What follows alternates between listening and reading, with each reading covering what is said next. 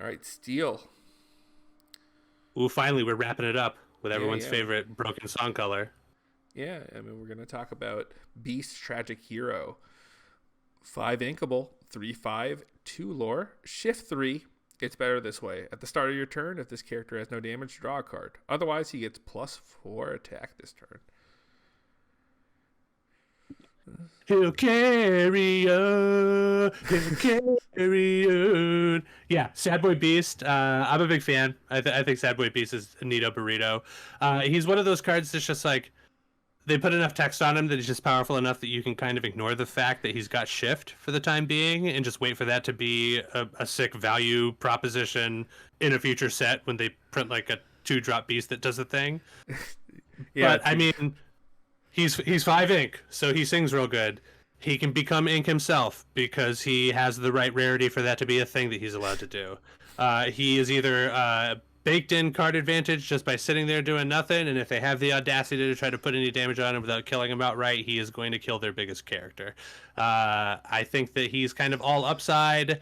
He's competing with Big Tank and other massive steel. I mean, still just has a lot of huge top end stuff.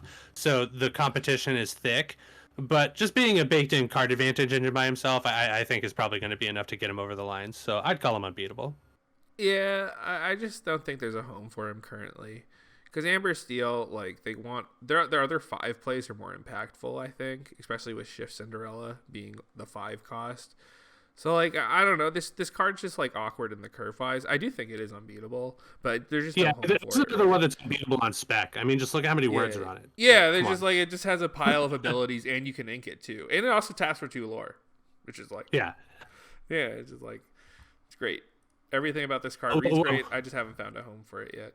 And the art is so good. Well done, Sad Oh yeah, Beast. I love you, you emo yeah. beast. I like his armor. It looks good. All right, let's talk about the Cinderella package. Cinderella 2. Oh, Cinderella Knight in Training, 2 inkable, 2/2, 1 lore. Have courage. When you play this card, you may draw a card, then choose and discard a card. This is just a 2-mana Simba, but it's fine. Uh, do you have any thoughts about the shift enabler? yeah. I mean, the main reason we're talking about it is because of her hotter older sister. But this effect isn't bad. People are playing that terrible Simba card for this effect, so you know, Yeah, it's just like free. I why don't not know. make this more relevant in combat? And also just the threat of this leveling up into it's like Yeah, I like that there's a lot of variety in Cinderellas. You can really play the right Cinderella for your deck if you're playing the shift Cinderella. There's a lot of variety in curve, so a lot of options.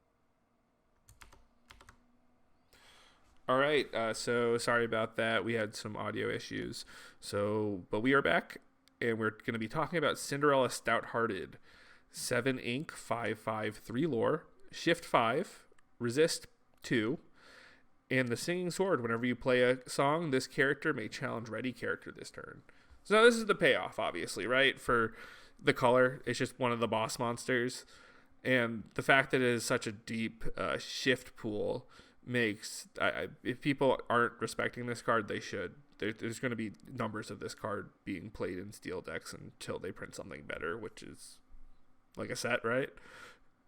yeah. I think one of the biggest factors to Cinderella's playability is that I think that Cinderella Stouthearted is going to end up being the steel mirror breaker because Resist 2 just really invalidates a lot of steel decks' entire removal suite. Once you get Resist 2 on anything, it means that if they're not paired up with Amber and have like a World's Greatest Criminal Mind or a Dragon's Fire or a Maleficent 9, if they were just like I'm classic steel wheel and all I do is swords and tank things. Well, Cinderella Stouthearted is going to have words for your whole team, and they're not going to be fun. They're not going to be good words. They're going to be very bad words. Yeah.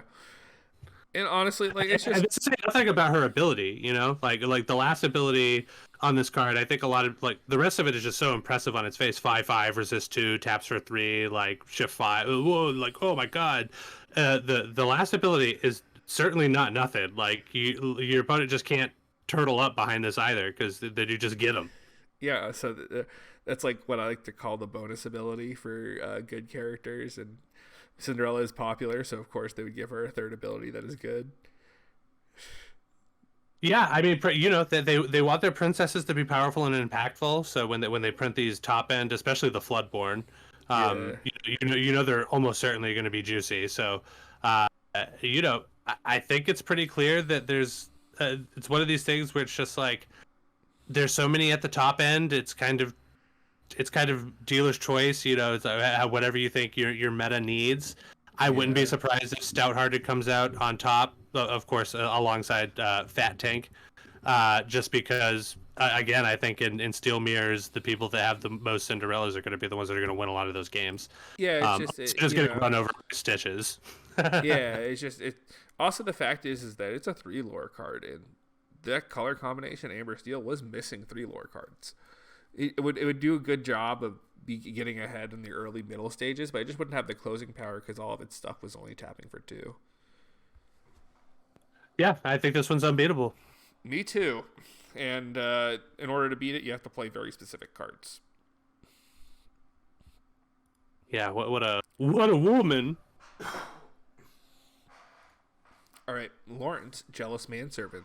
3 inkable 0/4, 2 lore. While this character has no damage, it gets +4. We just want to talk about this card because it's the first 3 ink 4/4, even if it is only a little temporarily. That's pretty big in non-steel matchups, mainly because in steel this thing gets shift tinked, and once it gets shift tinked, it doesn't really do anything. Yeah. So again, like a lot of cards in Disney Lorcana, not great in the face of Big Tank. Very few cards are, but under no circumstances is just a 3 ink inkable 4/4/2. I mean, also taps for 2 lore. Like, the rate of this guy, like even when he becomes a shrimp in combat, you can hopefully get 2 lore for him on the way out. I mean, God, just what a unit. Also trades up favorably into our boy Cusco, which as a Cusco fan, I don't like saying, but man, Lawrence is just great into Cusco. Smash Cusco, get out of here. Yeah, I don't know. I like me a Lawrence. I'm gonna say Lawrence is unbeatable. Yeah, I'm also gonna say it's unbeatable with the caveat that right now the 3-drop spot in the most popular steel deck is a little cluttered, so I'm only playing 2 in my list. But I could be wrong. It's a very, very good rate for stats. And it just remains to be seen whether the format cares about that or not. All right, the last card on this journey. Thanks for watching if you are actually watching. Or if you're asleep, enjoy. Yeah, I hope that we're lulling you into dreamland and make sure that you sleepwalk and smash that bell. And also the subscribe button or whatever. I don't know how this works. That. I'm not going to because, I don't like that kind of stuff. But let the storm rage on. 3 uninkable action song. Do 2 damage to a chosen character. Draw a card. Okay, so this one, I think that by default, because I'm going to admit that this started on my unplayable list, and I have since moved it up, I think that by default that probably moves it straight into Whelming and not into Unbeatable. But I came around on this one almost entirely off the back of Cinderella 1. Yeah, they're a lot better. A lot of starts against a lot of decks that are going to go Cinderella 1 into tap her to Storm Rage on their play for free and draw a card, and then play 1 or 2 additional characters on their turn. Those starts are going to be so hard for people to come back from, and you need to be prepared for it if you're playing an aggro deck. Yeah. The cards like this generally define what you can do with your early drops. If this card is popular, that means 1/3s get a lot better because even in the worst case scenario, they have the Cinderella 1 start into this. At least your 1/3 is protected and doesn't actually just die to this and let them draw a card.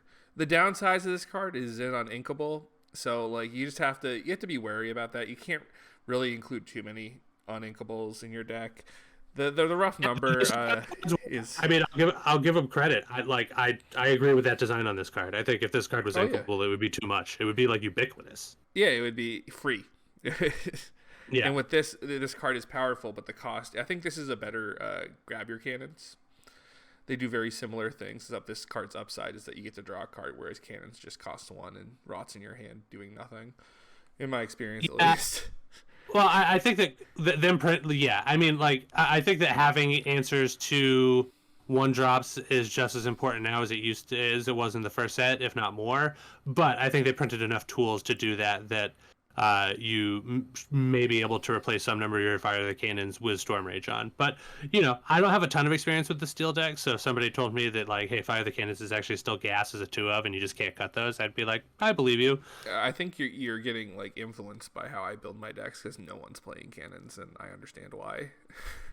No, actually, I watched a bunch of the coverage from like the Lost Boys Invitational and Oh, are there some of cannons the there? other I must have missed ones. them. I think one of the players was on the full 4/4 cannons and Hope Oh 4. yeah, Like, he like that player really liked the cannons dude, for that's the brave. amount of Amber Steel that they were seeing, and I believe I was watching them in either top 8 or top 4. Anyway, Okay. that's neither here nor there. I saw some cannons late in set 1 play as a meta call against the amount of Stitch Blitz that was happening, and I was just like, that's fine. That's why I was playing Befuddle, you know? Yeah, okay. Well, we've talked about everything that we wanted to. Hopefully, we will actually have a more in-depth discussion about what the rules of the format will be going on later. I need to actually do the work and actually make the spreadsheet with numbers and stuff. So, thanks for watching and have a good night.